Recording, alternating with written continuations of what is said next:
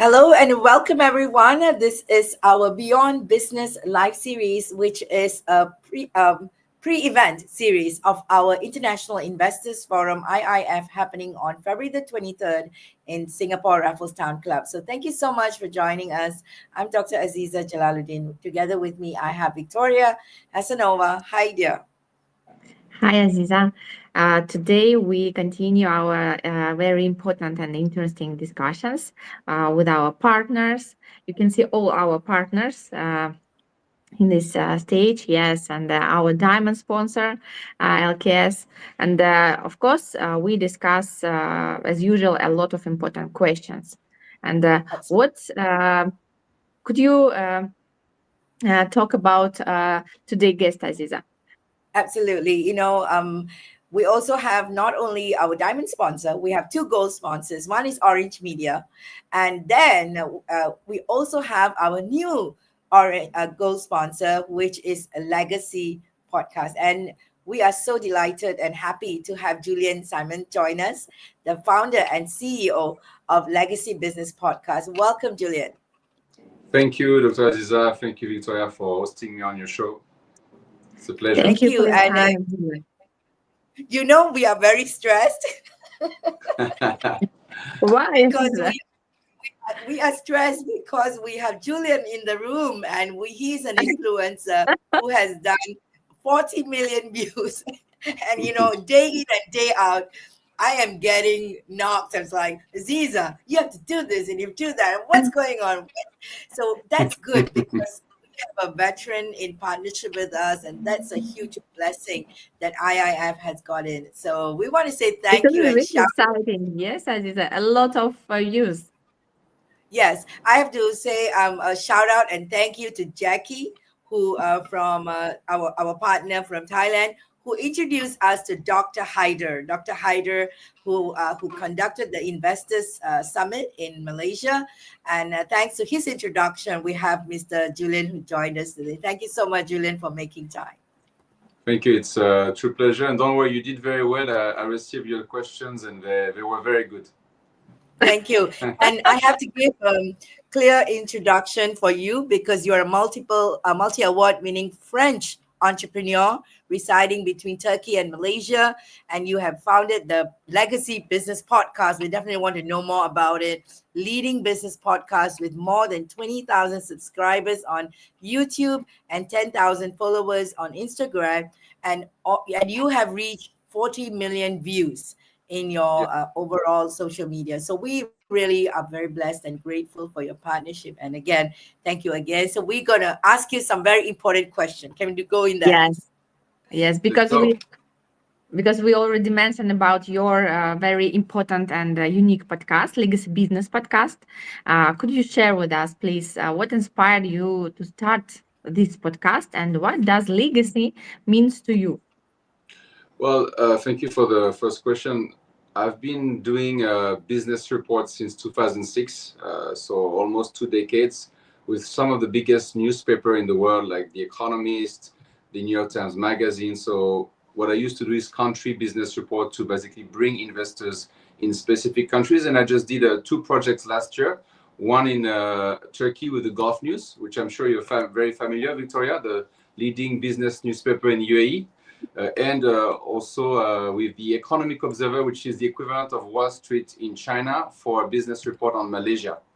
So while working on these projects with an agency based in Madrid, in Spain, I realized that we were in need of having our own media. So I offered this opportunity and I made some recommendation to the owner of the company, but they thought they still want to rely on those big printed media, and it became a bit frustrating for me after a while, because I realized, of course, like many people, that podcast is now the biggest media in the world. And we saw that with the last election with in the US, where Donald Trump was literally he made one podcast with Joe Rogan. I think it reached more than 50 million views, which is 10 times higher than CNN rating.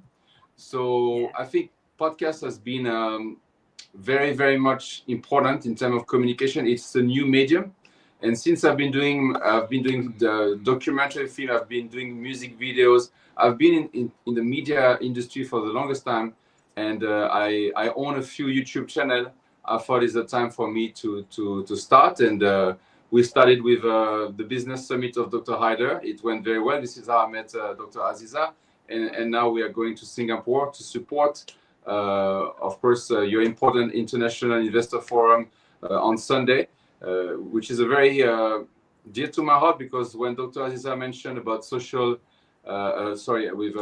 she mentioned about consciousness capitalism, I always wanted to be in that type of movement, or ethical business, as we can say, because there's so much greed out there that I always try during my interview to always find an angle to see how we can help people and inspire top CEOs, business leaders, or even chief of states to look at this in a more sincere and deeper way.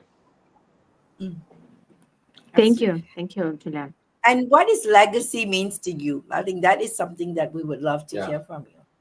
Well, legacy has to do with something that is transgenerational, that you leave something behind, that it's something that people can benefit from you even though you're no longer there, So this is what it means to me, which means you can still make an impact, once you pass away. And what I like about podcasts is, even when I'm sleeping, maybe there's 200 people or 1,000 people who will watch some of our podcasts during the night, and I will be inspiring people while sleeping.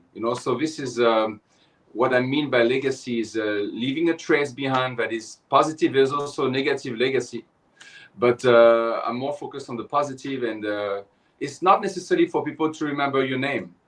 It's more for your existence on earth must benefit people, during your lifetime, and of course after your lifetime. Wow, that's amazing. Thank you so much for the work you have done in making this happen. And we would like to know from you, what are the challenges that people face when they go out there creating this kind of impact, especially online? Yeah, as when we put them out as a legacy, or when creating as an influencer, what are the mistakes or challenges that we do? Well, the first mistakes is to try to be in too many platforms and not make a real impact on a specific one. So for example, when I started my podcast, I was very strong already on YouTube and Instagram, and had more than 20,000 subscribers and 10,000 followers. So I focused on LinkedIn. And of course, it's very tempting to go on other social media, especially in the podcast. You have Spotify, you have Apple Podcasts also. But until I make a significant impact in YouTube, I rather focus my attention and basically become an authority in a specific social media. So the tendency that a lot of companies, the mistake that I think a lot of companies are doing, and even organizers of conferences, they are into social media where they're not investing enough time and money to make a real impact, and it damage their brand. Because I'm just going to give you an example. If you are Ferrari and you have, of course, Ferrari in Malaysia, you're a huge brand already, and then you create a YouTube channel and there's only 70 subscribers. For Ferrari, it's catastrophic in terms of branding. Like, some people will not pay attention, but people like me who are experts will see that there's a problem, there's a mistake here. So what you need to show is that if you have real followers, they should follow you everywhere. So right now, what I'm trying to do, I'm trying to bring my followers on LinkedIn, which is now 2,000 and growing, and to my YouTube channel and to my Instagram channel. There's no point to create another platform if I cannot bring them into the platform where I'm already strong. So for example, to give you an idea, like one of the biggest brands in the world is, I talk about personal brand, is Cristiano Ronaldo. Recently, he is very strong on Instagram. He has more than half. He has like 500 million followers. When he went to YouTube, immediately he had 73 million subscribers immediately. So it means that 20% of his followers on Instagram followed him on YouTube. It's huge. This is what I mean. So for example, I see sometimes some CEOs, they have a lot of followers on LinkedIn, let's say 25,000, and then they are on YouTube or Instagram, they have 50 followers. So I'm telling them they are not real followers because they don't really follow you. On platforms that most likely they will be. Everybody has an Instagram account nowadays, and so this is a challenge. Too much diversification, and also no budget. Like you must have a budget. Like putting videos out there. Without reach, it says something. Like you have to have a minimum KPI. Depending on how many followers you have to reach, and you have to have a growth, because I see a lot of, I call them dead accounts, where nothing is really happening. And that's why we created Legacy Business Podcast, is also to help companies and conferences to do a better work, especially after a conference, for example. And I'm sure Dr. Azia knows what I'm talking about, because today we talked about it. You have to make an impression. What happened during the event, and for this you need social media. For this you need to have the right strategy before, during, and after an event, for example. So those are the challenges. Too much diversification, no budget, just putting content for the sake of putting content, no outreach, and ultimately it damages your brand. Yeah, that's a big one.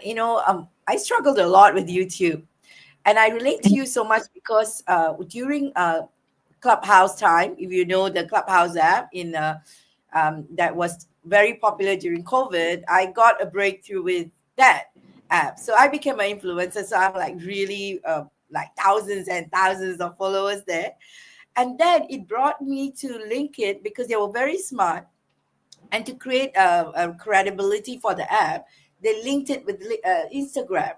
And because of that, I got these followers that I could take on. And that's why, there's some decent following on Instagram for me. So it's really about, I also relate to you. And sometimes we do struggle, because sometimes that's not the focus. And what I feel, honestly, some of us don't need a presence, because sometimes our work is very private.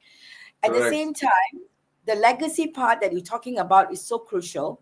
And we need to engage professionals that can work with us, because that's how much a individual can do. So this is where the leverage has been left out. Yeah, Victoria, go ahead.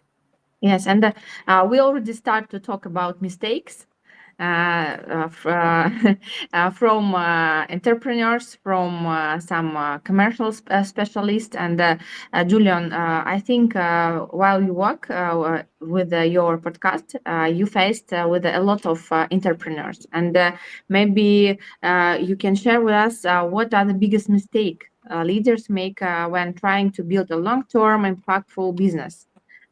We already talked about one mistake, but maybe you can share with us more. Well, the biggest mistake is not to have the foundations right. So have a clear mission statement, a clear vision statement, and hire the right people, or having the right partner. And in terms of when you talk about startup companies and founder, is to bring the wrong investor in your team. So now that's what we call smart money, smart investor. We back in the days, a couple of years ago, people were happy just to have an investor who just send park some cash in your company, and then you do the job. But it's no longer good enough.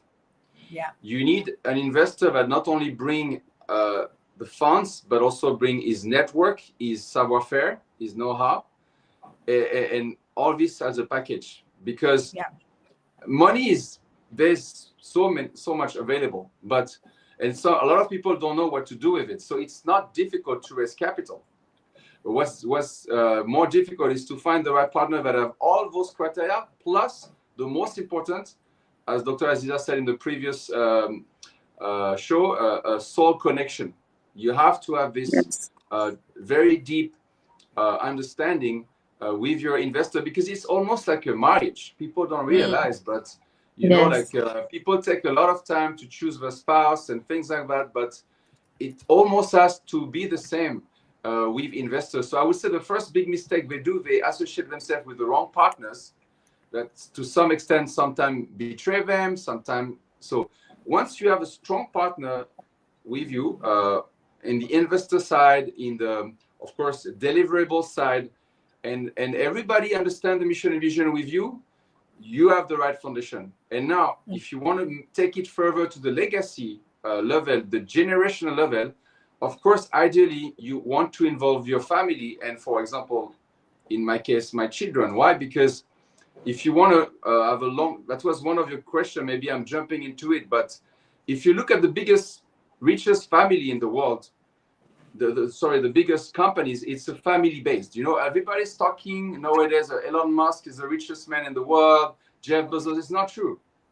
It's nothing comparing to the funds and the money and the assets the richest families have in the world. We're not talking about them because they don't want us to talk about them, you know, to such an extent. But the reality is that you can't build wealth for that long unless it's transgenerational, unless you involve your whole family, because at the end of the day, the person that you have the biggest chance to have a loyalty with is your family. And that's why those big families have been performing and they're way ahead of the game. Now, the people we're talking about, honestly, every time I hear Elon Musk is the richest man in the world, it makes me laugh, because he's not even top 50.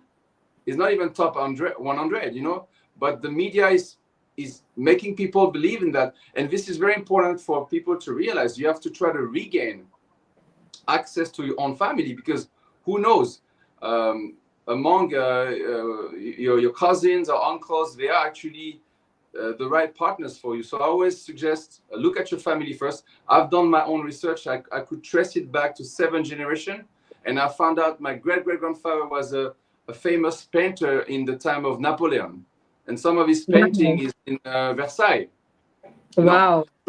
So sometimes you're looking a bit too far when actually the real support and understanding is very near you, and it could be in your family. So this is what I want to encourage. And there's a lot of now companies that are bringing this understanding and multi-generational, very successful company. Yeah, Thank and you. that is also the conversation we will be having in our International Investors Forum, because we are talking about family offices. A lot of big businesses do not know how to diversify and create new business models and invest in portfolios that complement their existing business, that can really take on more creatively to new dynamics. So it's great that we could speak on this and take it forward. And so what would be your take when it comes to this event that, you realize you did share? We are talking a lot about it. This is the final session and we have you with us. This is going to be the last live before we go live in event on February the 23rd. So what do you feel about it, and what do you see the different perspectives from where you are? Because you're a global entrepreneur, you've been in the West and the East. So tell us a little bit about your take on this. Well, similarly to what I experienced with Dr. Hyder and now with you, is I feel like when you're doing some networking and try to do something together, trust is very important. And I think you provide that value, and the people that are working with you are people that you've been knowing for the longest time. And I think this is what we're looking. There are so many networking, business matchmaking events, but there's not a real purpose, or it's just to make money. And I'm not interested in that type of thing. I think your vision with your company and your partners is much bigger than that. Consciousness capitalism is a very important value for me. And I'm going there with the hope that I will meet some of my peers around the world who have the same interest to benefit mankind, And I think this is what you're offering, which is very unique, because we don't hear enough about that. Of course, there are some what we call greenwashing or so-called ethical events where companies who are polluting the whole world reward themselves with ethical awards. Those are true, it's happening, but there's no sincerity. It's just to look good. And I think what you bring on the table in a place like Singapore, which is the country that is attracting the most FDI per year in Southeast Asia, is very, very important. Singapore is the center of Southeast Asia when it comes to finances and logistics and infrastructure. And recently I made a post that went viral on LinkedIn with Singapore Airlines. rewarding last year 8 months of bonuses, which went viral to my great surprise. I think right now we have 400,000 likes, 400,000 impressions. Yes. It's huge, and I was very happy to find out about this story, and I shared to so many people, and that type of iconic company in Singapore who is doing this type of very bold moves, to award 8 months of salary in 2024 of bonuses is huge, and that's why I think we can leverage on that and even more, and it will create a snowball effect to more companies in Singapore and regionally, and people can realize, we can still make a lot of money, but at the same time, first take care of our employees, take care of our people, because we are used to here the shareholder have to take the majority and we just give a little bit.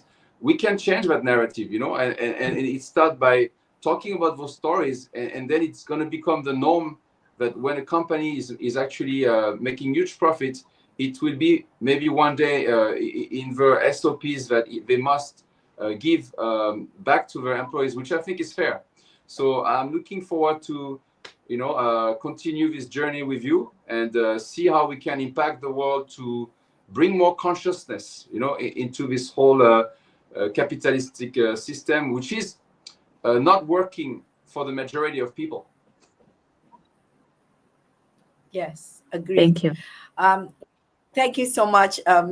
This part when we talk about Singapore, that is something very crucial, because one of the things that's been happening in Singapore, and that's what we are doing the press release about, is a lot of reduction in the tourism sector and the MICE sector here because of the growth around the region, be it Malaysia, be it Vietnam, be it Thailand. All these countries are picking up and picking all the visitors, Indonesia, and sometimes even India and China.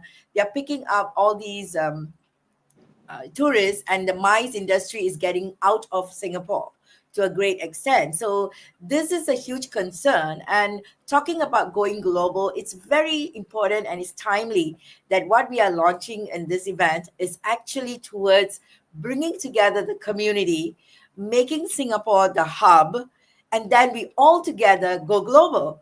So it is really diversifying out into different countries and join hands with Malaysia, join hands with Thailand, join hands with Vietnam, join hands with India and China, so that Singapore being the hub will still be able to leverage the growth as they grow. So this is our plan, and we're going to be launching it. And during the conference, the press conference, we'll be sharing about all the various partners who are going to show up.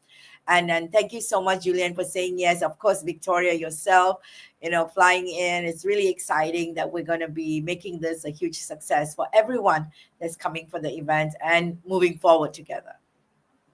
Thank you so much. Thank you for your time today. And Victoria, what do you have to say as we close the session? And anything else, Julien, you would like to add on? I think this is a really important work, what we do together, because as we already mentioned earlier, we try to do not just only forum. This is a place where we can work together, where we can collaborate. That's why we do a lot of preparation before forum, a lot of meetings before preparation, because we ask everyone about their expectation. And we try to bring more chances, more people, more connections. And I think it's work for everyone. That's why this is a really unique format that we start to create with Go Global, with Aziza, with Julien, with all our partners. And please join us. And let's try to do our world better. And I think this is a really amazing journey for everyone. Absolutely. And I'm looking forward to all our people. Recently, the conversation has been Shine Go Global's quality of network is accelerating. So we're so grateful for the partners who are showing up for those 15 episodes that we did. People are seeing how these amazing people are doing amazing work already. So it's not like Yes. we are showcasing something new. It's like people already been there, done that, aligning for a higher purpose. And that's the very purpose of this event. And Dame Doria, our mentor, the mother of all mentors, she's arrived today. She's in Singapore right now. She will be we'll be going for a session together. Julien will be joining us as well. It's a global event in Singapore on Saturday. And then following that, of course, the rest of us will be joining together. So if you are coming, and you must meet Julien and look at what he can do for your legacy creation through the podcast that he has created. So that's going to be a big support, and also be part of our documentary that is being put together through his work as well, so that we can showcase the historical event to the world, that we are coming together for global peace through global business. Thank you Aziza, so if much. we Thank you, connect everybody, for joining. all experience from all our partners and the participants, I think it will be a lot of years of all experience. And if you join us, Aziza, where is our link? Thank you so much. Yes, You can, so yes, well, you can touch to huge amount of years of experience with all professionals. That's why this is a really unique opportunity for everyone. thank you. Jillian, your final word on this. I leave it to the ladies. I'm fine with I'm fine with what you say. It's your event. I'm just supporting you, and let's go to work. Let's get down to the work, and what's very important. My final words could be just make sure these happen and things happen. Because conferences are losing a lot of value when there's no action items. So I'm coming with this in mind, and I'm expecting that from anybody, and that's what we want to see happening. Not just Yes. like big words, but I want big action also. Absolutely. And it's not about just MOUs, because people sign MOUs, and we've done that many before, but we are signing MOUs that's already executed. How cool is that one? I So like that's that. what we're talking about. So let's Because do I know it. some Thanks to people. I know some Go on. people. The hobby is to sign hundreds of MOU through their career, but they Yes. never did anything. So Absolutely. fantastic. Okay, we're on the same page. Thank you so much, Victoria and Dr. Thank you, Aziza. I'm looking Julian. forward. See you See soon. you very soon. Thank you. Thank you. And we want to say thank you to our diamond sponsor, LKS, Private World, and our gold media partner, Big Orange Media, and our gold sponsor, Legacy Business Podcast, and all our partners. There's a whole list of them that you would have seen. They are so crucial in our journey and in our in progressing together in making this a huge success. Moving forward for more to come. Yes. Thank you so much, everybody. See Thank you you. on February the 23rd. Bye.